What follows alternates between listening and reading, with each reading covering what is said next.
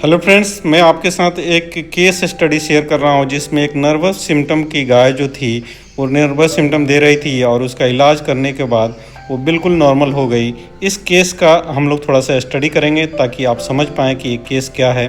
जैसा कि आप यहाँ देख पा रहे हैं कि ये मिट्टी खोद रही है और उसको खाने की कोशिश कर रही है। एक्चुअली ये खा नहीं रही है, लेकिन इस तरह के सिम्टम जब एकाएक देती है, या तो मिट्टी खाने लग जाए या अपने बॉडी को लीक करने लग जाए या कोई भी चीज़ चबाने लग जाए, तो यहाँ पे हम लोग कंसिडर करते हैं कि न्यूरोलॉजिकल डिस्टर्बेंस है, ब्रेन का इशू है।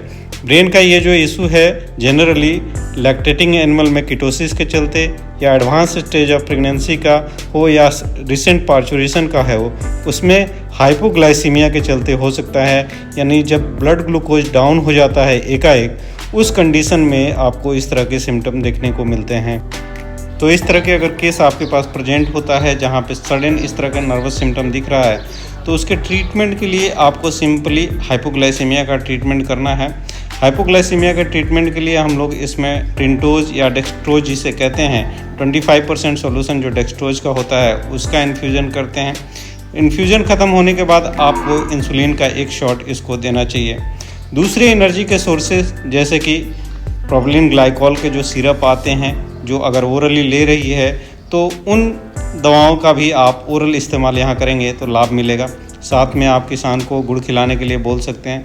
न्यूरोलॉजिकल जो डैमेज हुआ है या जो प्रॉब्लम हुआ है उसको जल्दी से रिपेयर कराने के लिए इस केस में हम लोगों ने विटामिन B1, B6, B12 का भी इंजेक्ट किया था।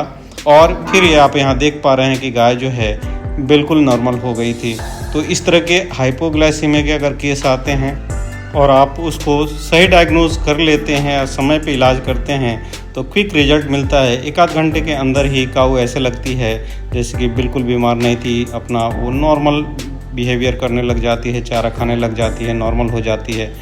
तो इस तरह के केसेस अगर आपको फील्ड में मिलते हैं तो उसको हाइपोग्लाइसीमिया के लिए सस्पेक्ट करें और जो ट्रीटमेंट मैंने बताया उसको अकॉर्डिंगली अगर आप लेते हैं तो मुझे लगता है कि कई जानवरों की जान बचाई जा सकती है। इसी तरह से आप लोग मेरे साथ जुड़े रहिए।